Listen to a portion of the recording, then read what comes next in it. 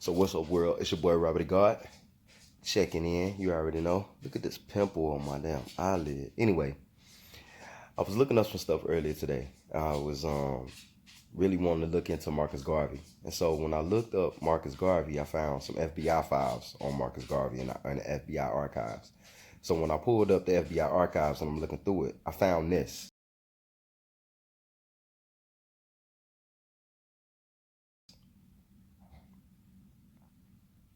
So then when I come back from looking at that, of course, the first thing that came to my mind, because I'm inquisitive as hell, is who the hell is Cyril Briggs, and what the hell is the African Brothers Brotherhood, African Blood Brotherhood? I can't even say it right. The ABB.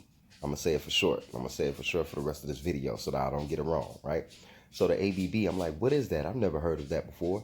And why is Marcus Garvey trying to implicate them in the Tulsa riots? Now, of course, I know you guys have seen, some of you may have seen Watchmen, but if you haven't seen Watchmen, it's a show on HBO with Regina King, and it all starts off with the Tulsa race riots, right?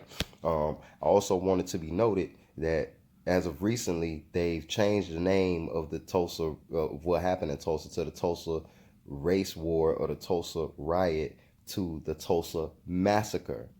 So now let's talk about the story of this. So when I look into Cyril Briggs, this is what I find.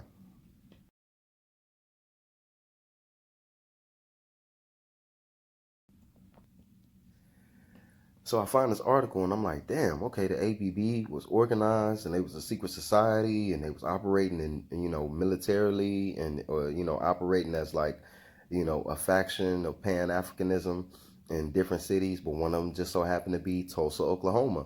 And W.E.B. Du Bois had this to say about Tulsa too, because he was there 2 weeks before the Tulsa riot.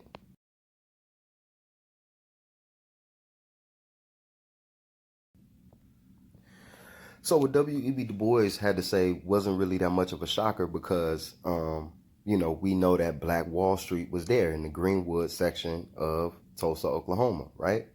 So then, as I keep reading this article that I'm looking at, that's about Cyril Briggs and the ABB, I come across this man named Diamond Dick Rollins, right? And so Diamond Dick Rowland, this is his picture right here.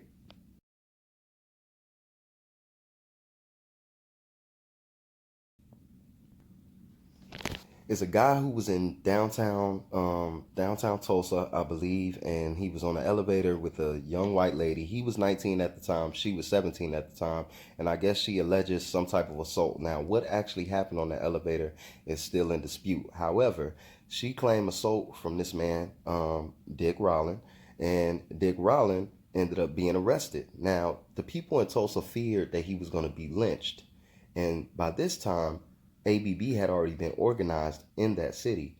So what ended up happening was on the day that he was supposed to be lynched or was preparing to be lynched, word got out to the black citizens in Greenwood. And so the ABB organized. They got themselves some rifles. Most of those people were World War I veterans. Have you ever heard of any of this stuff? I've never heard of any of this shit when we talk about the Black Wall Street and the destruction of Black Wall Street, right?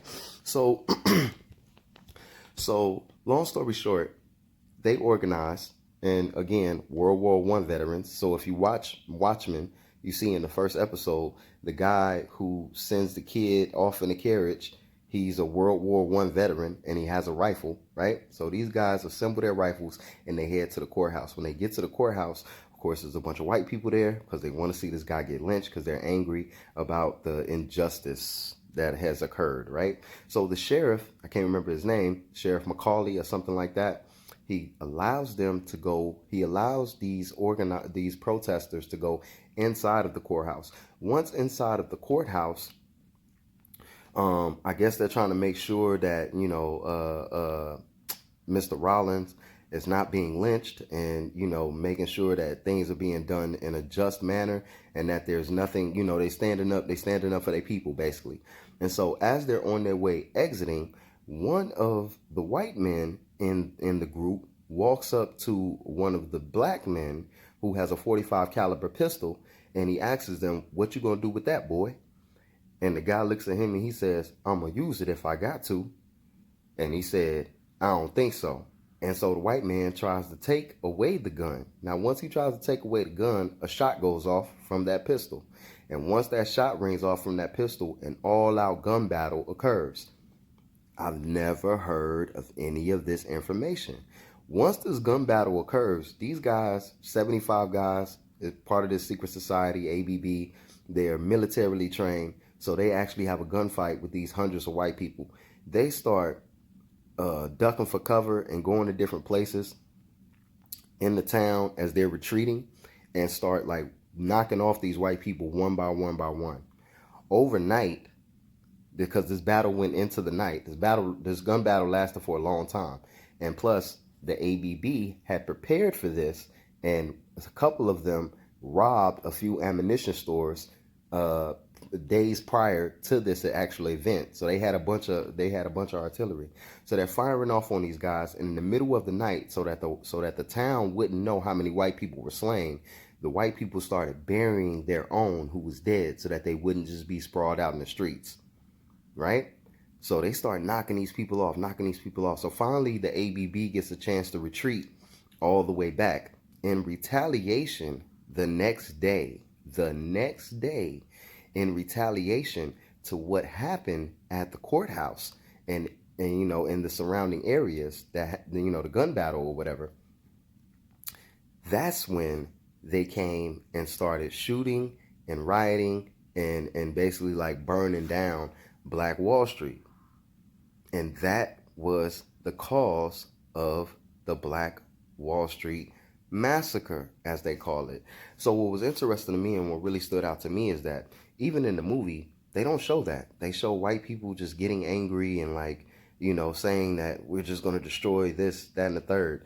And that's not what happened. It all happened behind them rallying behind this guy, this teenager who was 19 by the name of Dick Rollins. And I've never heard this information.